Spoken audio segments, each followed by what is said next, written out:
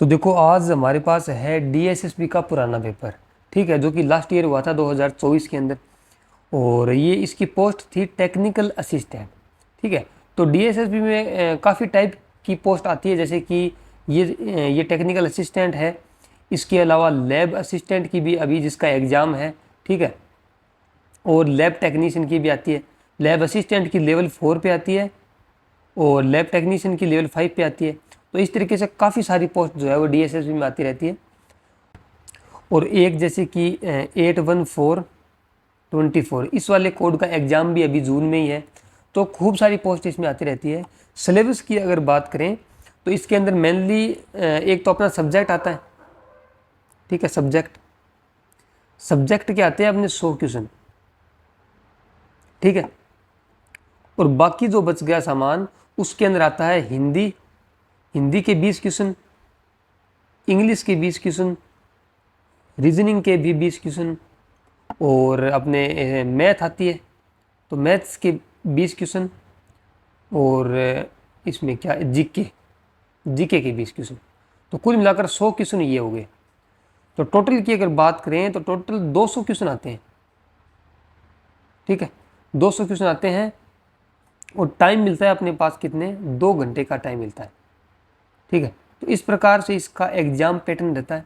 अभी हमारे पास जो ये प्रीवियस ईयर पेपर है इसको हम सोल्व करेंगे और हम केवल और केवल अपने सब्जेक्ट के जो क्वेश्चन है उन्हीं को सोल्व करेंगे। और दूसरा ये कि जो भी हम क्वेश्चन सोल्व करेंगे तो उसके आसपास की जो चीज़ें हैं, जो क्वेश्चन के आसपास की जो डिटेल्स हैं वो भी हम साथ में ही देख लेंगे। तो हम स्टार्ट करते हैं पहले क्वेश्चन से। तो क्वेश्चन है the diazo method is used to assess the level of. तो डाईएजो मेथड है वो किसके लिए यूज होता है, मेनली यही पूछ रहा है, ठीक है। अब डाईएजो मेथड जो है उसका दूसरा नाम आपने पढ़ा होगा वांडेनबर्ग रिएक्शन, वांडेनबर्ग रिएक्शन, ठीक है। ये जो वांडेनबर्ग रिएक्शन है ये यूज करते हैं हम बिलीरुबिन इन सीरम, सीरम के अंदर बिलीरुबिन को डिटेक्ट करने के लिए हम इसका यूज करते हैं, ठीक है। इसका दूसरा नाम है डाईएजो मेथड का दूसरा नाम है वांडेनबर्ग रिएक्शन। इसको यूज करते हैं हम सीरम के अंदर बिलीरुबिन को एस्टिमेट करने के लिए, ठीक है। अब इस रिएक्शन में होता क्या है वो देखो। जो हमारे पास बिलीरुबिन है, ठीक है, जो बिलीरुबिन है वो रिएक्शन करता है किसके साथ है, डाईएजोटाइज्ड सल्फेनिलिक एसिड, सल्फेनिलिक एसिड इसके साथ रिएक्शन करता है और क्या बनाता है, एक कलर कॉम्प्लेक्स बनाता है, कलर कॉम्प्लेक्स बनाता है, ठीक है। और ये कलर कॉम्प्लेक्स, इसकी कलर की इंटेंसिटी जितनी ज़्यादा होगी उतना ही उसमें बिलीरुबिन ज़्यादा होगा, ठीक है। तो कलर की इंटेंसिटी के अकॉर्डिंग हम जो है वो बिलीरुबिन को एस्टिमेट करते हैं, ठीक है। और इसमें जो बिलीरुबिन है ये दोनों हो सकता है, या तो डायरेक्ट भी हो सकता है और इनडायरेक्ट बिलीरुबिन भी हो सकता है। तो दोनों बिलीरुबिन को हम इससे एस्टिमेट कर सकते हैं। नेक्स्ट ऑप्शन है इसका uric acid in blood. Blood के अंदर यूरिक एसिड अगर एस्टिमेट करना हो तो उसके लिए हमारे पास अलग से मेथड है, वो क्या, यूरिकेज मेथड, यूरिकेज मेथड। इसमें यूरिकेज एंजाइम काम में लेते हैं, तो इसको हम करते हैं किससे, यूरिकेज मेथड से। और clotting factor in plasma, plasma के अंदर क्लोटिंग फैक्टर के लिए हमारे पास बहुत सारे टेस्ट हैं मेट्रोलॉजी के अंदर, ठीक है। और डब्ल्यूबीसी इन सीएसएफ, और सीएसएफ के अंदर डब्ल्यूबीसी का कोई खास स्पेशल टेस्ट है नहीं, ठीक है। तो इसका आंसर होगा कौन सा अपना, बिलीरुबिन इन सीरम, फर्स्ट आंसर होगा। अब अगला क्वेश्चन क्या है कि electrophoresis, electrophoresis is commonly not used for the separation of amino acid, lipids, protein और न्यूक्लिक एसिड। यानी कि इलेक्ट्रोफोरेसिस से हम किसका सेपरेशन नहीं कर सकते इन चार में से। तो देखो सबसे पहले देखते हैं कि इलेक्ट्रोफोरेसिस है क्या। तो इलेक्ट्रोफोरेसिस में क्या होता है कि हमारे पास एक इंस्ट्रूमेंट होता है और उसके ऊपर 2 इलेक्ट्रोड लगे रहते हैं, इस तरफ पॉजिटिव चार्ज वाले और इस तरफ नेगेटिव चार्ज वाले। और इसके अंदर यहाँ पर भरा रहता है क्या, एगारोज जेल, ठीक है, एगारोज जेल, ठीक है। अब ये जेल है तो जेल क्या होती है, सेमी सॉलिड होती है। अब हमें जिस चीज़ का सेपरेशन करना है उसको हम यहाँ डाल देंगे, यहाँ वेल्स होते हैं, ठीक है। उन वेल्स के अंदर हम उनको डाल देंगे जिसका हमें सेपरेशन करना है। अब यहाँ से क्या होगा कि जैसे कि हमने कोई चीज़ डाली उसके ऊपर पॉजिटिव चार्ज है, ठीक है। तो ये पॉजिटिव चार्ज इसको क्या करेगा, इसको आगे रिपेल करेगा, और ये नेगेटिव जो है इस पॉजिटिव को अपनी तरफ अट्रैक्ट करेगा। तो ये क्या करेगा, इस जेल के अंदर मूव करेगा। अब इसमें दो चीज़ें हैं, अगर ये पॉजिटिव चार्ज नहीं होगा तो सीधी सी बात है, अगर चार्ज नहीं है किसी भी पार्टिकल के ऊपर तो वो जेल के अंदर क्या नहीं करेगा, मूव नहीं करेगा, ठीक है। और दूसरी बात ये है कि इसका साइज जो है, इसका साइज जितना छोटा होगा उतना ही ये ज़्यादा आगे तक मूव करेगा, और जितना साइज बड़ा होगा उतना कम मूव करेगा, उतना कम डिस्टेंस जो है वो ये कवर करेगा। तो इसमें क्या होता है कि इसमें जो पार्टिकल है उसकी मोबिलिटी जो होगी, पार्टिकल की मोबिलिटी डायरेक्ट प्रोपोर्शनल होती है किसके, चार्ज के, कि चार्ज जितना ज़्यादा होगा उतना ही आगे मूव करेगा। और दूसरा क्या होगा कि रिवर्सली प्रोपोर्शनल टू साइज, ठीक है, साइज जितना कम होगा, जो साइज में छोटा होगा वो ज़्यादा मूव करेगा। तो ये मेनली प्रिंसिपल है इलेक्ट्रोफोरेसिस का, ठीक है। अब इस पार्टिकल पे मैंने आपको बताया कि इसके ऊपर जो है वो चार्ज होना चाहिए, यानी कि ये जो है वो ये पोलर मॉलिक्यूल होना चाहिए। अगर ये पोलर नहीं है तो ये मूव नहीं करेगा, नॉन पोलर जो होते हैं वो मूव नहीं करते हैं। अब इसमें हम देखते हैं ऑप्शंस के अंदर, पहला है एमिनो एसिड। अब एमिनो एसिड पे आपको पता है एमिनो एसिड के ऊपर चार्ज होता है तो ये मूव कर सकते हैं, तो इसको हम सेपरेट कर सकते हैं। नेक्स्ट है प्रोटीन। अब प्रोटीन के ऊपर भी चार्ज होता है, जैसे कि मैं आपको बताऊँ कि जो एल्ब्यूमिन है, जो एल्ब्यूमिन प्रोटीन है उसके ऊपर नेगेटिव चार्ज होगा, और जो जैसे कि हिस्टोन प्रोटीन है, तो हिस्टोन प्रोटीन के ऊपर भी कौन सा चार्ज होता है, पॉजिटिव चार्ज होता है। तो जिस जिसके ऊपर चार्ज होता है वो मूव कर सकते हैं। तो प्रोटीन के ऊपर चार्ज होता है तो ये भी, इनको भी हम जो है वो सेपरेट कर सकते हैं। नेक्स्ट ऑप्शन हमारे पास है न्यूक्लिक एसिड। न्यूक्लिक एसिड में डीएनए होगा, और डीएनए के ऊपर आपको पता है डीएनए के ऊपर नेगेटिव चार्ज होता है, तो ये भी एक पोलर है, ये भी एक चार्ज्ड मॉलिक्यूल है, तो इसको भी हम सेपरेट कर सकते हैं। लेकिन लिपिड्स जो होते हैं ना, लिपिड्स के ऊपर कोई चार्ज नहीं होते हैं। लिपिड जो होते हैं वो नॉन पोलर होते हैं, नॉन पोलर मॉलिक्यूल होते हैं, और नॉन पोलर मॉलिक्यूल के ऊपर चार्ज नहीं होता, इसलिए हम उनको इलेक्ट्रोफोरेसिस से सेपरेट नहीं कर सकते हैं। अब जबकि होता क्या है कि ये लिपिड बनते कैसे हैं, तो जो फैटी एसिड होते हैं, फैटी एसिड के जुड़ने से ही हमारे पास लिपिड बनेगा। तो इसमें खास बात यह है कि जो फैटी एसिड होते हैं वो तो होते हैं पोलर, लेकिन जो लिपिड होते हैं वो नॉन पोलर होते हैं। तो ये एक याद रखने वाली बात है, ठीक है। तो यहाँ पे लिपिड आंसर इसका हो जाएगा। लिपिड जो है वो मूव नहीं कर सकता, इसीलिए लिपिड को हम इलेक्ट्रोफोरेसिस से सेपरेट नहीं कर सकते हैं। अगला क्वेश्चन है हमारे पास है कि what is the normal CSF glucose level. ये मेनली जो है वो CSF के अंदर ग्लूकोज लेवल पूछ रहे हैं। तो ये पहली बात तो आपको सीधा याद रखना है कितना होता है, ये 45 to 75 होता है। पर वैसे आप इसको याद रखने के लिए 40 to 80 याद रख सकते हैं ना, 40 to 80 थोड़ा ज़्यादा आसान होगा, तो आप इसको ऐसे भी याद रख सकते हैं, ठीक है। अब एक इसमें इंपॉर्टेंट क्वेश्चन पूछते हैं बार बार कि जो ब्लड ग्लूकोज लेवल है उसका कितना % होता है CSF ग्लूकोज लेवल, ठीक है। तो ये एक मेनली एक डाटा ही है, ठीक है, इसको एक दो बार पूछ भी लिया गया है, तो इसको आप याद रखना कि जो ब्लड ग्लूकोज है उसका 60 to 70% जो है वो क्या होता है, CSF ग्लूकोज होता है। तो 60 to 70% ऑफ ब्लड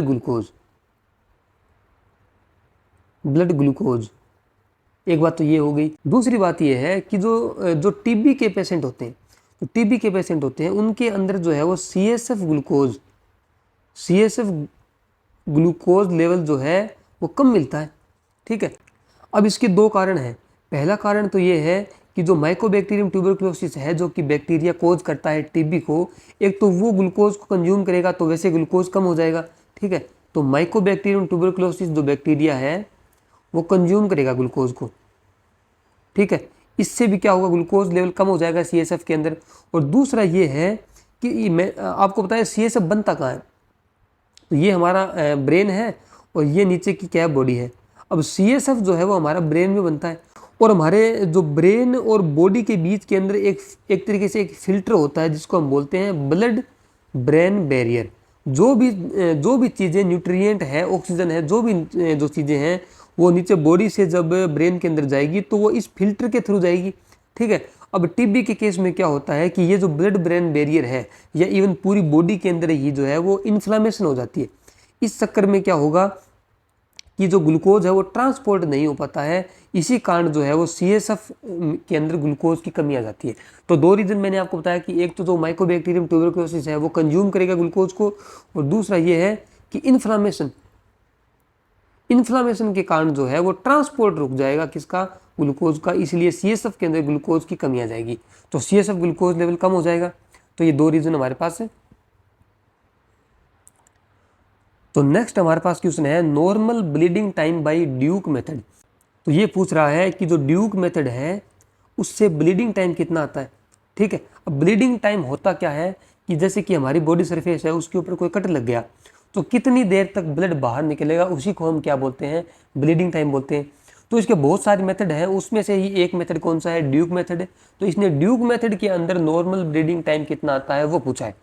तो देखो ब्लीडिंग टाइम जो है उसके 4 मेथड मेनली मिलते हैं अपने को। पहला है finger prick method. Finger prick method जैसा कि नाम में है, इसमें हम क्या करेंगे, इसमें हम फिंगर को प्रिक करेंगे और कितने टाइम तक ब्लड आएगा वो देखेंगे। तो इसकी जो नॉर्मल रेंज निकल के आएगी वो है 1 से 3 मिनट। ठीक है, नेक्स्ट मेथड है अपने पास है ड्यूक मेथड, जिसको क्वेश्चन में पूछा गया है ड्यूक मेथड। ड्यूक मेथड जो है इसके अंदर हम ईयर लोब को पंक्चर करेंगे। किसको, ईयर लोब। ईयर लोब को पंक्चर करेंगे और हम देखेंगे कि कितनी टाइम तक जो है ब्लड बाहर आ रहा है, और इससे जो बीटी निकल के आता है, जो ब्लीडिंग टाइम निकल के आता है वो है 2 से 5 मिनट। ठीक है, तीसरा मेथड है जो कि एडवांस मेथड है, उसका नाम है Ivy method. Ivy method, Ivy method से जो है वो हम जो बीटी निकालेंगे वो आएगा 2 से 9 मिनट। ठीक है, और जो सबसे एडवांस मेथड है जो आजकल हम यूज़ करते हैं, ये आईवी मेथड, ड्यूक मेथड, ये सारे क्या है, ये अभी काम में नहीं आते हैं। अभी जो मेथड यूज़ करते हैं वो है टेम्पलेट, जो फोर्थ है टेम्पलेट मेथड।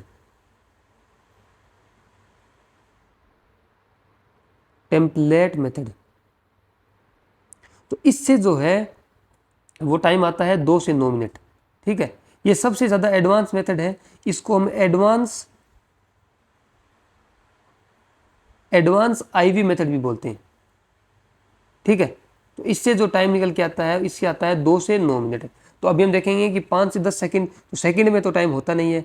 ठीक है, वो ऑप्शन 2 है जो कि मिनट वाले हैं, तो उसी के अंदर हम देखेंगे कौन सा आएगा। इसमें 1 से 5 मिनट वाला ऑप्शन सही बैठ रहा है, तो इसका आंसर हो जाएगा थर्ड कौन सा, 1 से 5 मिनट। तो इसमें जो सारे नॉर्मल रेंज है ये आपको याद रखने हैं कि किस किस मेथड की नॉर्मल रेंज कितनी होती है वो आपको याद रखनी है। इसमें मेनली जो है ये 3 मेथड आपको याद रखने हैं, आईवी मेथड, ड्यूक मेथड और टेम्पलेट मेथड। इनकी जो नॉर्मल रेंज है वो आपको याद रखनी है। अगला क्वेश्चन हमारे पास है कि which of the following statement is incorrect regarding ELISA test, कि एलाइजा टेस्ट के बारे में कौन सा सेंटेंस क्या है, गलत है। तो एलाइजा की फुल फॉर्म होती है अपने पास एंजाइम लिंक्ड इम्यूनोसोर्बेंट ऐसे, ये है एलाइजा की फुल फॉर्म। अब एलाइजा जो है वो कितने टाइप का होता है, तो मेनली एलाइजा हमारे पास 4 टाइप का है। ठीक है, एलाइजा मेनली 4 टाइप का होता है। सबसे पहला होता है डायरेक्ट एलाइजा। दूसरा है हमारे पास कौन सा, इनडायरेक्ट एलाइजा। तीसरा है हमारे पास सैंडविच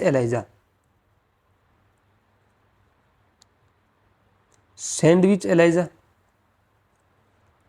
और चौथा है हमारे पास है कॉम्पिटिटिव एलाइजा।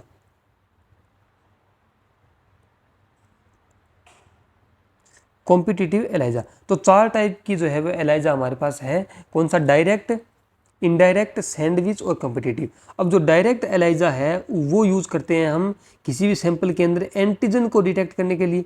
ठीक है, और इनडायरेक्ट एलाइजा हम यूज़ करते हैं किसी भी सैंपल के अंदर एंटीबॉडी को डिटेक्ट करने के लिए। और जो सैंडविच एलाइजा है वो भी मेनली क्या होता है कि एंटीजन के लिए होता है। ठीक है, तो मेनली फॉर एंटीजन डिटेक्शन। लेकिन जो कॉम्पिटिटिव एलाइजा है उसके अंदर हम एंटीजन या फिर एंटीबॉडी दोनों को डिटेक्ट कर सकते हैं। ठीक है, तो ये जो है वो मेनली एलाइजा 4 टाइप का अपने को मिलेगा। अब ऑप्शंस में देखते हैं कि पहला ऑप्शन है the indirect ELISA technique is mainly done to detect antibody.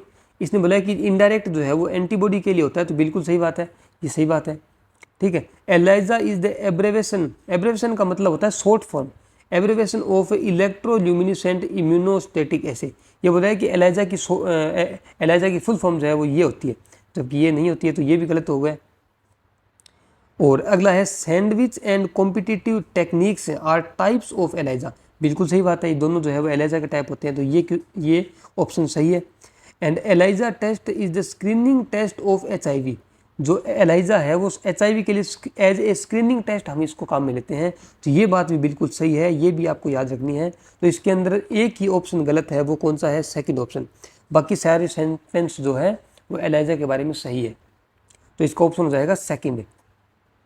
तो अगला अपने पास है कौन सा, agar used to test antibiotic sensitivity test.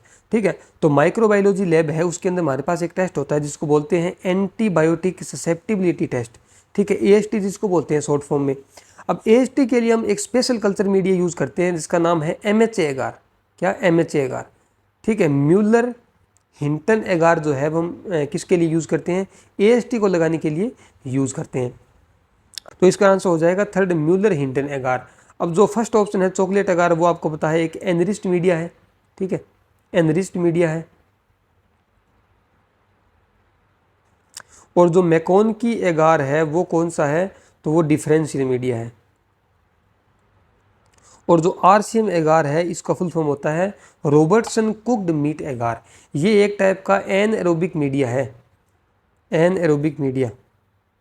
ठीक है, तो जो एनएरोबिक बैक्टीरिया होते हैं उनको ग्रो कराने के लिए हम कौन सा एगार यूज़ करते हैं, RCM एगार यूज करते हैं। तो इस क्वेश्चन का आंसर हो जाएगा थर्ड ऑप्शन, म्यूलर हिंटन एगार या MHA एगार। तो अगले में पूछ रहा है कि which of the following substance can be determined by van den Bergh reaction. Van den Bergh reaction से किसको जो है वो हम डिटरमाइन कर सकते हैं। तो मैंने आपको बताया कि वांडेनबर्ग रिएक्शन किसको बोलते हैं, डाईएजो मेथड को बोलते हैं। ऊपर वाले क्वेश्चन में मैंने आपको बताया था डाईएजो मेथड। ठीक है, और ये किसके लिए यूज़ होता है, ये जो है वो ब्लड के अंदर बिलिरुबिन को डिटेक्ट करने के लिए यूज़ करते हैं। तो इसका आंसर कौन सा हो जाएगा, फर्स्ट हो जाएगा।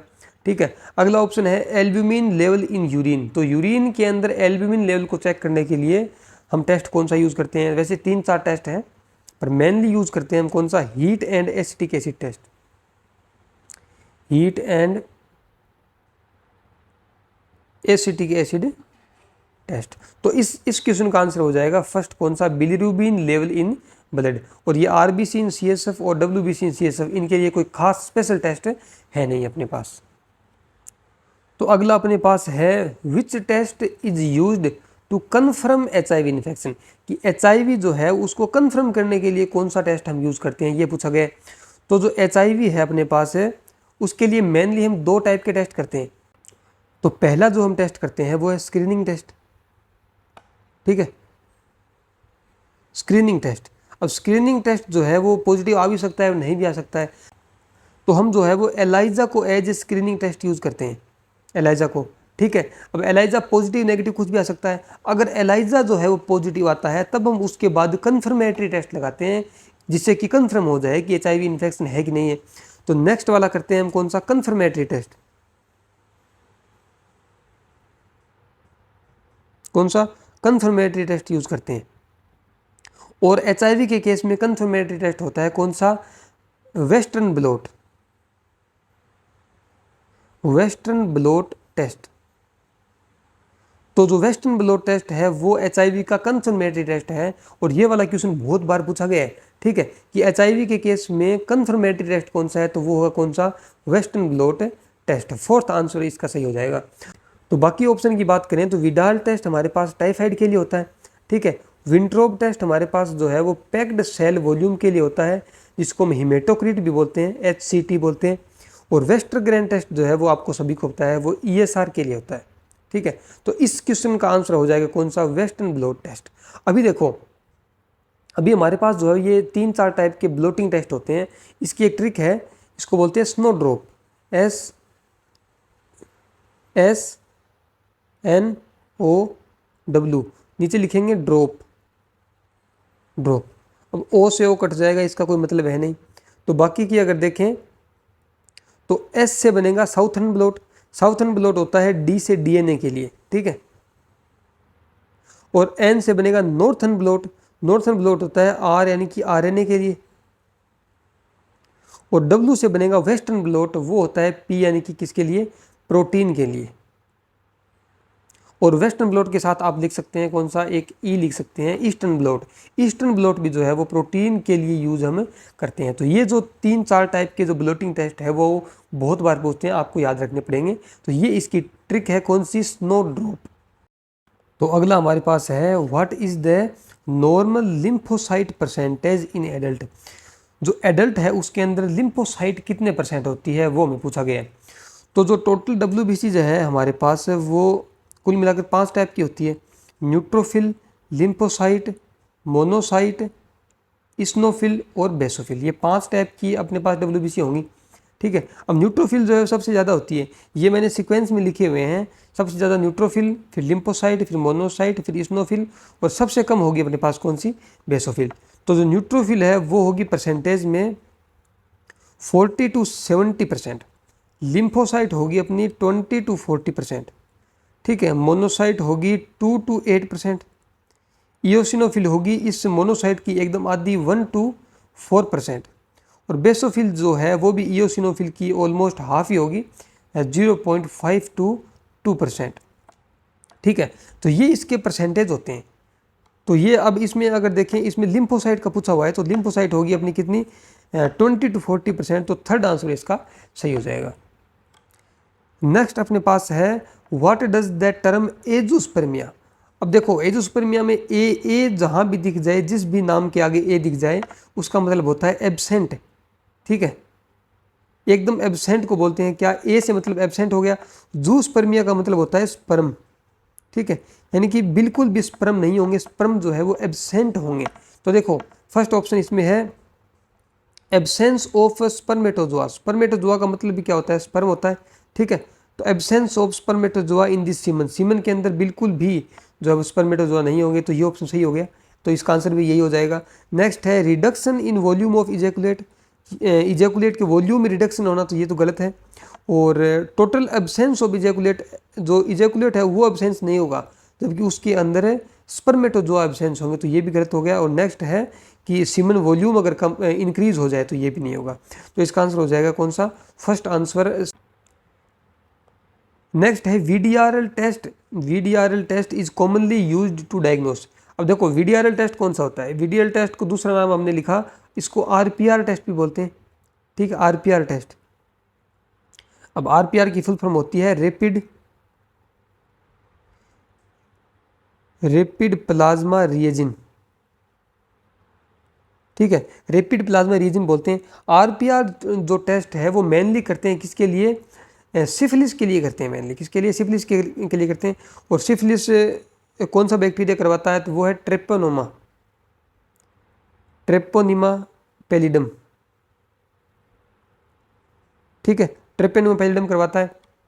ये क्या है, ये एक बैक्टीरिया है, ठीक है। तो RPR या VDRL टेस्ट किसके लिए होता है, तो वो होता है किसके लिए, सिफिलिस के लिए होता है। कौन सा, RPR या VDRL। नेक्स्ट अपने पास है कि the flipped pattern of lactate dehydrogenase enzyme suggest that patient is suffering from myocardial infection. ये बोल रहा है कि जो LDH एंजाइम है उसका जो फ्लिप्ड पैटर्न है, फ्लिप्ड का मतलब होता है एकदम से ही रिवर्स हो जाना या उल्टा हो जाना, वो हमें सजेस्ट करता है कि पेशेंट को क्या हो रखा है, पेशेंट को मायोकार्डियल इन्फेक्शन हो रखा है, जिसको MI भी बोलते हैं। तो what does the flipped pattern of LDH, LDH का फ्लिप्ड पैटर्न क्या है, वो अपने को ये पूछ रहा है। अब देखो नॉर्मली जो LDH एंजाइम है लैक्टेट डिहाइड्रोजिनेज, वो कई टाइप का होता है, जैसे कि LDH 1 2, ठीक है, 3 4 5 इस तरीके से।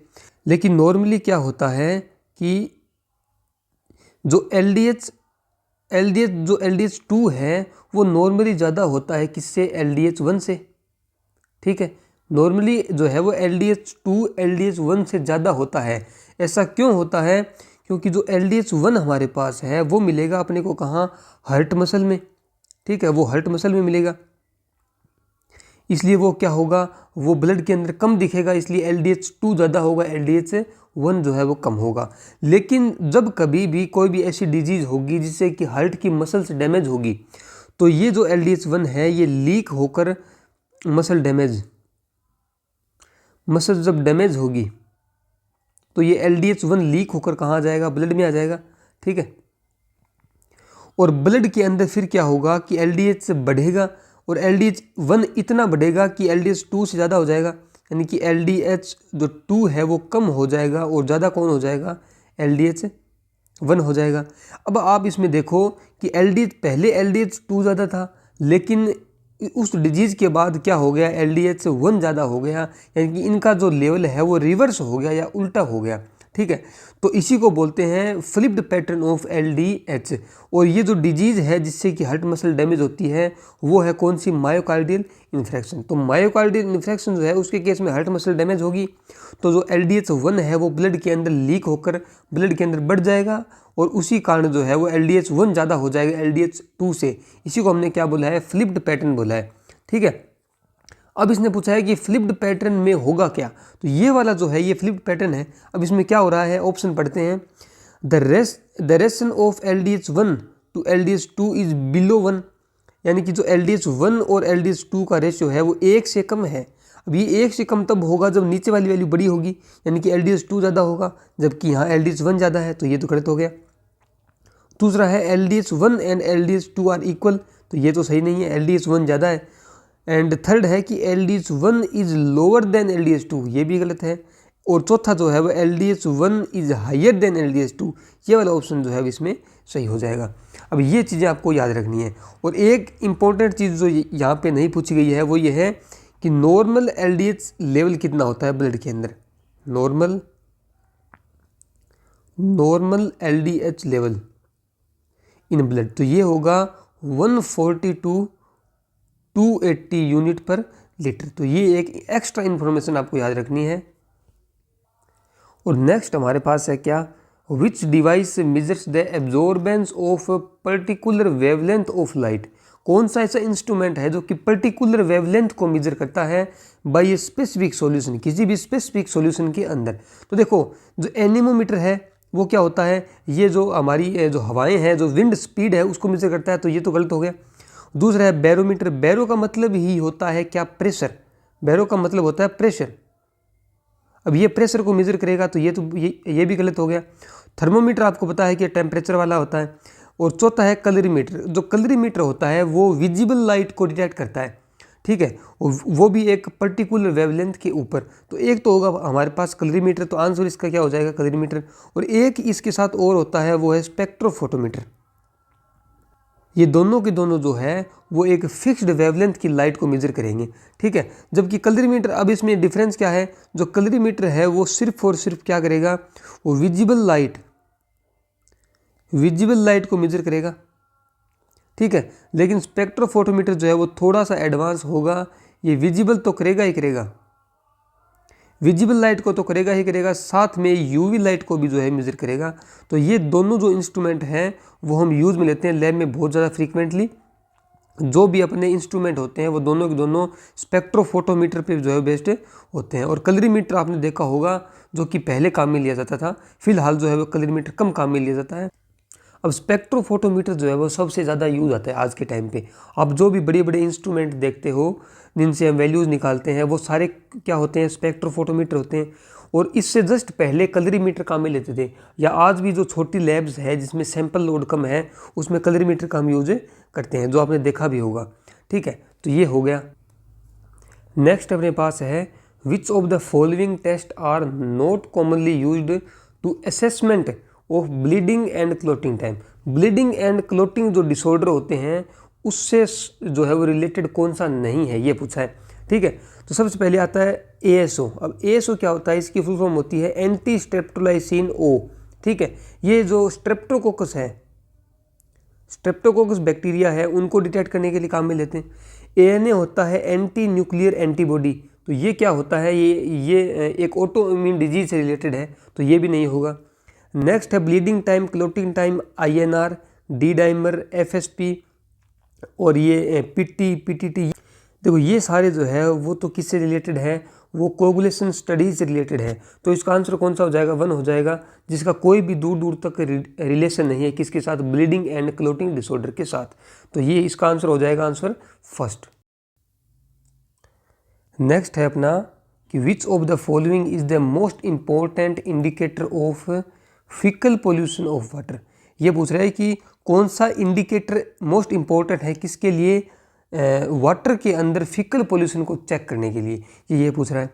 अब देखो कुछ इंपॉर्टेंट बात आपको बताता हूँ, जैसे कि हमारी बॉडी के अंदर कुछ ऐसे बैक्टीरिया होते हैं जो बॉडी के अंदर ही रहते हैं, ठीक है, उनको गुड बैक्टीरिया बोलते हैं और उनको साइंस की भाषा में बोलते हैं क्या, कॉमन सेल्स, ठीक है, उनको कॉमन सेल्स बोलते हैं, ठीक है। अब ये कॉमन सेल्स क्या करते हैं, ये बॉडी के अंदर रहते हैं और हमारे लिए बेनिफिशियल होते हैं, ठीक है। अब हमारी बॉडी के अंदर एक मोस्ट इंपॉर्टेंट एग्जांपल इसका है, वो है इकोलाई, ठीक है। अब इकोलाई हमारी बॉडी के अंदर रहता है, जब भी हमारी बॉडी के अंदर रहेगा तो ये धीरे धीरे फिशेज के थ्रू जो है वो बॉडी से बाहर आता रहेगा, ठीक है, फिशेज के थ्रू जो है वो बॉडी से बाहर आता रहेगा।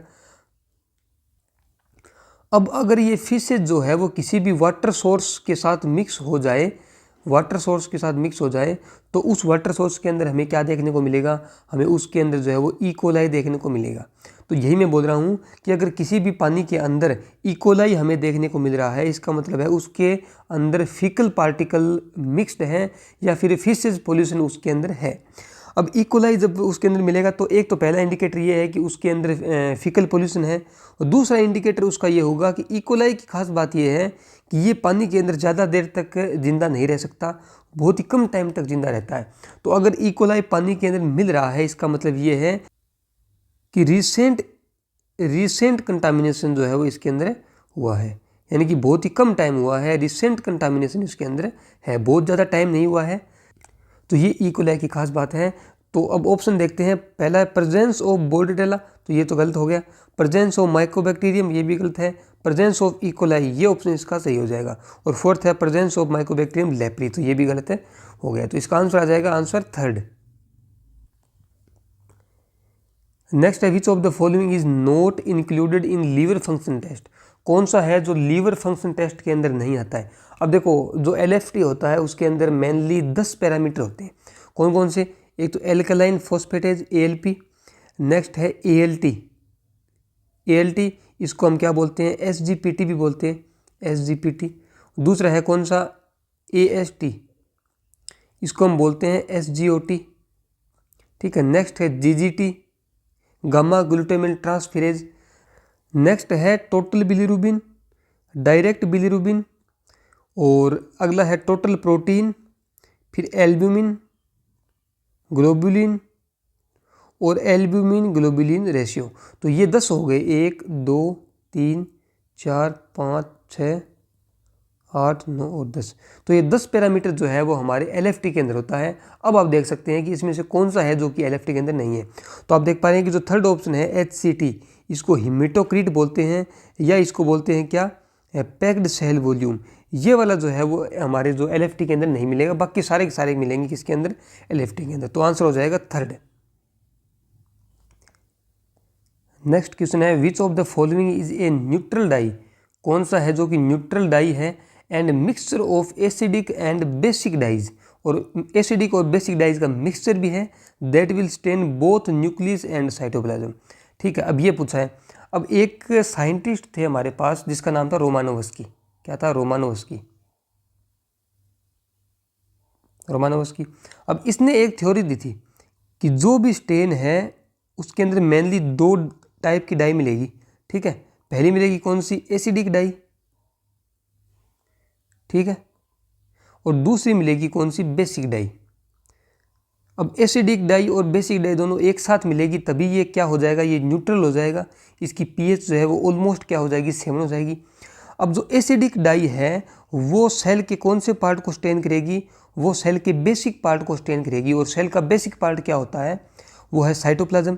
तो ये जो है वो किसको स्टेन करेगी, साइटोप्लाज्म को स्टेन करेगी, जो कि कैसा पार्ट है, जो कि बेसिक पार्ट है, ठीक है। और जो बेसिक डाई है वो सेल के एसिडिक पार्ट को स्टेन करेगी, जो कि क्या होता है, न्यूक्लियस, ठीक है। ये न्यूक्लियस को स्टेन करेगी, ये इसका एसिडिक पार्ट है, ठीक है। तो इसमें आप देखो जैसा कि क्वेश्चन में बोला गया है कि इसमें जो है वो एसिडिक पार्ट भी है, ठीक है, एसिडिक डाई भी है और बेसिक डाई भी है, तो दोनों एक साथ होंगी तो वो कौन सी बनेगी, न्यूट्रल डाई बनेगी। और ये साइटोप्लाज्म को भी स्टेन कर रही है और न्यूक्लियस को स्टेन भी कर रही है। तो यानी क्वेश्चन के अंदर जो कंडीशन अपने को दी हुई है वो रोमानोविच की स्टेनिंग की जो है वो कंडीशन अपने को दे रखी है। अब इस रोमानोविच की जो स्टेनिंग है, इस स्टेन के एग्जाम्पल कौन से हैं, तो इसके एग्जाम्पल है जैसे कि 4 एग्जाम्पल इसके मेन है। एक तो कौन सा, जिम्सा स्टेनिंग, दूसरा है जेनर, नेक्स्ट है राइट स्टेन, और तीसरा इसके अंदर है कौन सा, फील्ड, और चौथा है, पांचवा है इसका लिस्मान डाई। देखो ये 5 एग्जाम्पल है किसके, रोमानोविच की स्टेन के। अब इसके अंदर देखो, इसके अंदर ऑप्शन कौन सा सही हो जाएगा, ऑप्शन थर्ड जो है वो इसके अंदर सही हो जाएगा। और ये जो स्टेनिंग है इसके अंदर सबसे इंपॉर्टेंट जिम्सा है और एक लिस्मान है, 2 इसके अंदर सबसे इंपॉर्टेंट है। याद रखो जिम्सा जो है वो नॉर्मली हम किसके लिए करते हैं, जिम्सा हम जो है वो सेल काउंट के लिए करते हैं, सेल काउंट के लिए। और दूसरा हम पैरासाइट को देखने के लिए भी किसका यूज़ करते हैं, जिम्सा का यूज़ करते हैं, पैरासाइट। तो ये 2 बातें इसमें आपको और याद रखनी है। अगला हमारे पास है what is the formula of calculate the mean corpuscular volume. अब देखो इसको एमसीवी बोलते हैं, ठीक है, एमसीवी मीन कॉर्पस्कुलर वॉल्यूम। अब हमने कुछ रेड सेल इंडिसेस पढ़े हैं, क्या, रेड सेल इंडिसेस। अब ये रेड सेल इंडिसेस जो है वो आरबीसी के बारे में पूरी जानकारी हमें देते हैं, इन्हीं को हम बोलते हैं रेड सेल इंडिसेस। अब इसके अंदर आता है सबसे पहले एमसीवी, फिर आता है एमसीएच, एमसीएचसी और आरडीडब्ल्यू। ये 4 जो है ये रेड सेल इंडिसेस कहलाते हैं। ये आरबीसी के बारे में इंफॉर्मेशन अपने को देते हैं। अब इसी के अंदर पूछा गया है क्या, एमसीवी पूछा गया है कि एमसीवी का फॉर्मूला क्या है। तो ये फॉर्मूला जो है वो आपको रटने की जरूरत नहीं है, इसको डेराइव करना आपको आना चाहिए। जैसे कि हम एमसीवी निकालते हैं। अब एमसीवी का मतलब है मीन कॉर्पस्कुलर वॉल्यूम, यानी कि जितने भी कॉर्पस्कुलर है, जितने भी आरबीसीज हैं, उनका एक एवरेज साइज क्या है। कुल मिलाकर बात यह है कि एक आरबीसी के साइज़ को हम क्या बोलते हैं, एमसीवी बोलते हैं। अब इसको डेराइव कैसे करेंगे, हमें एक आरबीसी का साइज़ निकालना है या एक आरबीसी की वॉल्यूम निकालनी है, तो हम ऊपर तो लिखेंगे कि टोटल वॉल्यूम कितना है आरबीसी का।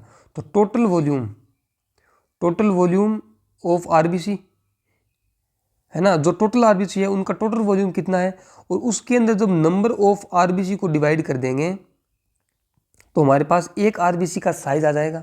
तो टोटल वॉल्यूम ऑफ आरबीसी होता है क्या, हिमेटोक्रिट, या इसको पीसीवी भी बोलते हैं, पैक्ड सेल वॉल्यूम भी बोलते हैं। और नीचे हमें आ जाएगी कौन सी, नंबर ऑफ आरबीसी, ठीक है, यहाँ पे लिख देंगे, और ऊपर जो है वो 10 से मल्टीप्लाई कर देंगे। तो ये फॉर्मूला अपने पास बन जाएगा क्या, एमसीवी का फॉर्मूला हमारे पास बन जाएगा, ठीक है। तो इस तरीके से हम इसको डेराइव करेंगे। तो इसका जो ऑप्शन है, ऑप्शन फर्स्ट आ जाएगा। ये जो 10 से हमने मल्टीप्लाई किया है वो इसलिए किया है ताकि ये जो यूनिट्स है, मिलियन पर mm क्यूब और परसेंटेज, इनको बैलेंस करने के लिए हम जो है इसको 10 से मल्टीप्लाई करते हैं। नेक्स्ट अपने पास है the presence of Bence Jones protein in urine. Urine के अंदर ये वाली प्रोटीन इंडिकेट्स किस केस के अंदर जो है वो बेंज जोन्स प्रोटीन यूरिन के अंदर हमें दिखेगी। तो ये आपको सीधा याद रखना पड़ेगा कि ये जो मल्टीपल माइलोमा है, मल्टीपल माइलोमा के केस के अंदर यूरिन के अंदर बेंज जोन्स प्रोटीन हमें देखने को मिलेगी। अगला अपने पास है which of the following test is used to assess heart failure, कि कौन सा जो है वो टेस्ट है वो हार्ट फेलियर के लिए जो है वो हम यूज़ करते हैं। देखो हार्ट फेलियर उस कंडीशन को बोलते हैं जब हार्ट जो है वो पूरी बॉडी के अंदर सही से ब्लड को पंप नहीं कर पाता है या सही से ब्लड को नहीं पहुंचा पाता है। तो जब बॉडी के अंदर ब्लड सही से नहीं पहुंचेगा तो हार्ट जो है वो और ज़ोर से ब्लड को पंप करेगा, और जब ये ज़्यादा जोर लगाएगा तो इसके वेंट्रिकल्स, अब क्या है, वेंट्रिकल्स ही पंप करते हैं बॉडी के अंदर ब्लड को, तो वेंट्रिकल्स और ज़्यादा जो है वो स्ट्रेंथ के साथ जो है वो ब्लड को पंप करेंगे। तो जो वेंट्रिकल्स से जोर लगाएंगे तो वेंट्रिकल्स की जो वॉल्स है उसके अंदर स्ट्रेन बढ़ेगा, उसको बोलते हैं वेंट्रिकल स्ट्रेन, ठीक है, वेंट्रिकल स्ट्रेन। तो वेंट्रिकल स्ट्रेन जो है वो बढ़ेगा, और जब भी वेंट्रिकल स्ट्रेन बढ़ेगा तब यहाँ पर ब्लड के अंदर जो है वो बीएनपी बढ़ जाएगा। अब बीएनपी जो है वो एक तरीके का हार्मोन है, ठीक है। तो मैंने आपको बताया कि जो वेंट्रिकल स्ट्रेन बढ़ेगा तो बीएनपी भी जो है ब्लड के अंदर बढ़ेगा, ठीक है। तो इसका आंसर क्या हो जाएगा, इसका आंसर बीएनपी हो जाएगा। अब आपने कहा कि इसके अंदर तो जो क्रिएटिनिन काइनेज है और एलडीएच है ये भी तो बढ़ेंगे, लेकिन मैं आपको बता दूं कि हार्ट फेलियर के केस के अंदर हार्ट मसल्स जो है वो डैमेज नहीं होती है। और ये जो सीके, क्रिएटिनिन काइनेज और एलडीएच जो है ये तब रिलीज होते हैं जब हार्ट मसल्स डैमेज होती है। ठीक है, जब हार्ट मसल जो है वो डैमेज होगी उस केस के अंदर जो है वो सीके और एलडीएच बढ़ेंगे। अब हार्ट फेलियर के केस में बहुत ही कम हार्ट मसल डैमेज होती है, इसलिए इनकी मात्रा बहुत ही कम बढ़ती है। लेकिन जो बीएनपी है इसकी मात्रा बहुत ज़्यादा बढ़ जाती है। तो इसका सही आंसर हो जाएगा कौन सा, थर्ड, बीएनपी। और इस बीएनपी की फुल फॉर्म होती है क्या, ब्रेन